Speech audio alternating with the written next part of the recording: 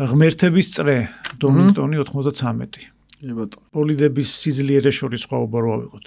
უილიამსი ძალიან ძლიერია, კვალიფიკაციაში პროსტი სენას და შუმახერს და სენას უგებს დაახლოებით წამნახევარს და წამს და 6-ს უგებს სენას. ანუ მშრალ ამინდში არანაირი შანსი არ ექნებოდა სენას გამორიცხული ამბავი.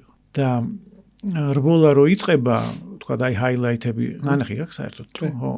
რო დააკვირდე თქვა თუ კიდე ნახავ.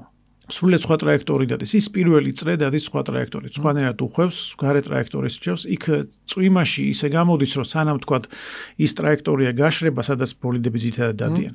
აი ესეთი სენას დონის პილოტები რაღაცნაირად გრძნობენ, სად არის მეტი მოჭიდება. მოჭიდება წყვეტს მან ყველაფერს რა. ერთი საფეხურით ერთი ვენდლინგერი იყო, ერთი პილოტი ასწრებს სტარტზე, სტარტის მომენტში და მე აი აბსოლუტურად განსხვავებული ტრაექტორიებით იბრუნებს ამ ადგილს, მე ჰილს ასწრებს და ბოლოს წინა მოსახოში პროსს ასწრებს და მაგრბოლას იგებს, ყველას დეიმონ ჰილი გადის მეორეზე. დეიმონ ჰილის გარდა ყველას ერთი წრით ასწრებს. იცი არის მაშინ რო უყურებ და იცი რო სენა წვიმის კაც ეძახიან და რაღაცა და პატარა ბიჭი ხარ ალბათ 15 წლის ვიყავი.